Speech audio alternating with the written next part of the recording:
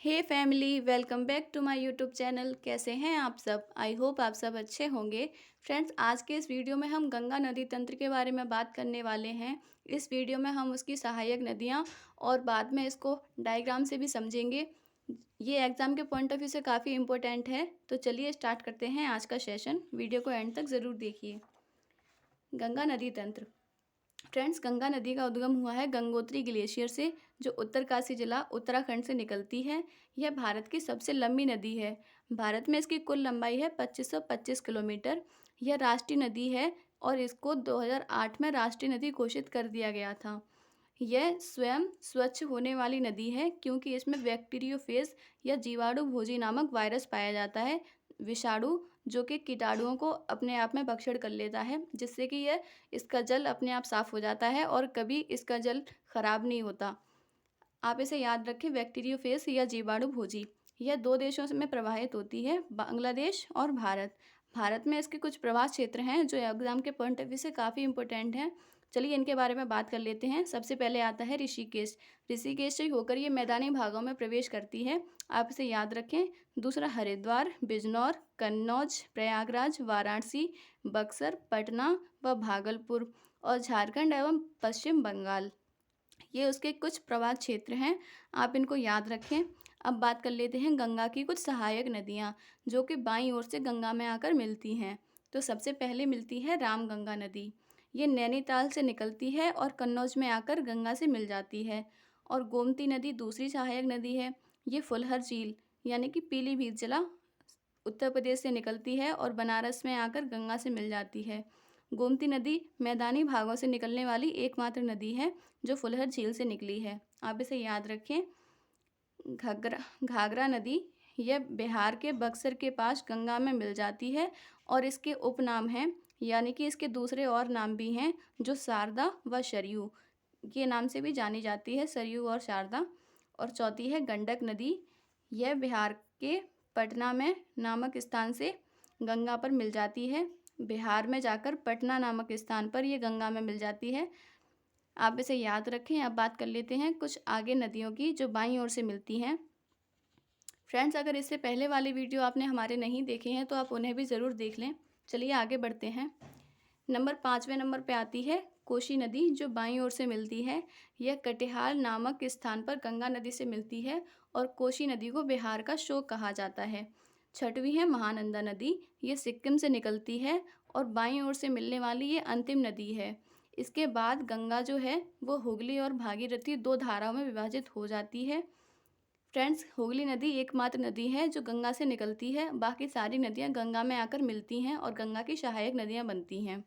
अब बात कर लेते हैं दाईं ओर से जो गंगा में मिलती हैं उन नदियों के बारे में। तो सबसे पहले और सबसे बड़ी नदी है यमुना नदी। यह गंगा की सबसे लंबी सहायक नदी है। यह बंदरपुर जिला उत्तरकाशी के यमुनोत्री नामक स्थान से निकलती है और प्रयागराज में आकर गंगा से मिल जाती है। और यमुना नदी की सहायक नदियां हैं चंबल, सिंध, बेतवा और केन। अब बात कर लेते हैं सोन नदी की। ये अमरकंटक से निकलती है और इस पर एक परियोजना चलाई गई है, माता टीला परियोजना, जो इसके किनारे है। इसको संयुक्त परियोजना भी कहते हैं, जो कि उत्तर प्रदेश, बिहार और मध्य प्रदेश को मिलाकर बनाई गई है। संयुक्त परियोजना माता टीला नाम है इसका, आप इसे याद रखें, काफ़ी इंपॉर्टेंट है। अब बात कर लेते हैं दामोदर नदी की। दामोदर नदी को बंगाल का शोक कहा जाता है। यह हुगली की सहायक नदी है और हुगली नदी, इसे विश्व की सबसे विश्वासघाती नदी कहा जाता है, हुगली नदी को। अब कुछ इंपॉर्टेंट फैक्ट्स के बारे में जान लेते हैं जो एग्जाम के पॉइंट ऑफ व्यू से काफ़ी इंपॉर्टेंट हैं। गंगा नदी को बांग्लादेश में पद्मा के नाम से जाना जाता है और गोलकुंडों के निकट जमुना, पद्मा व बराक नदियाँ मिलकर एक धारा का निर्माण करती हैं जिसका नाम है मेघना, और वो मेघना धारा बंगाल की खाड़ी में गिरती है। पद्मा और हुगली के बीच सुंदरबन डेल्टा स्थित है। फ्रेंड्स, सुंदरबन डेल्टा, यहाँ पर मैंग्रोव वनस्पति पाई जाती है, जहाँ पर एक मुख्य वृक्ष है सुंदरी, जिसके नाम से इस डेल्टा का नाम पड़ा सुंदरबन डेल्टा। अब देख लेते हैं गंगा नदी को कि ये किस तरीके से मैदानी भाग में प्रवेश करती है। फ्रेंड्स, सबसे पहले पड़ता है सतोपत हिमनद। यहाँ से निकलती है अलकनंदा नदी। अलकनंदा में मिलती है धौली गंगा नदी आकर, जो कि बद्रीनाथ पे है। इस जहाँ पर धौली गंगा अलकनंदा से मिलती है वहाँ बनता है विष्णु प्रयाग। ये प्रयाग भी काफ़ी बार पूछे जाते हैं, तो आप इनको क्रम से याद रखें। विष्णु प्रयाग सबसे पहले बनता है, उसके बाद नंदाकिनी नदी आती है जो कि नंद प्रयाग बनाती है, और पिंडार नदी आती है जहाँ पर कर्ण प्रयाग बनता है, आप इसे याद रखें। फिर केदारनाथ से निकलती है मंदाकिनी नदी, जो कि जब अलकनंदा में मिलती है वहाँ पर बनता है रुद्रप्रयाग।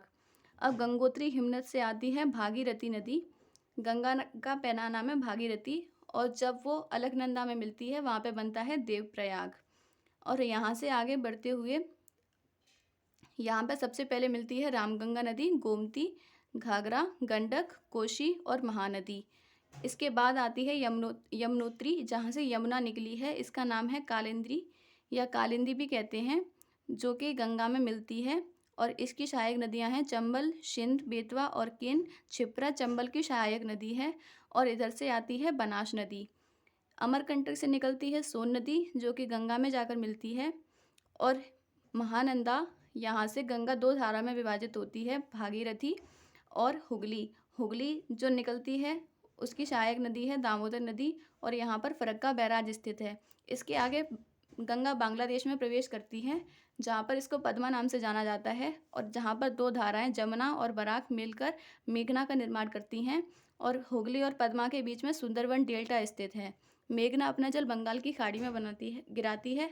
आई होप आपको वीडियो पसंद आए। वीडियो पसंद आई है तो लाइक, कमेंट, शेयर, सब्सक्राइब जरूर करें।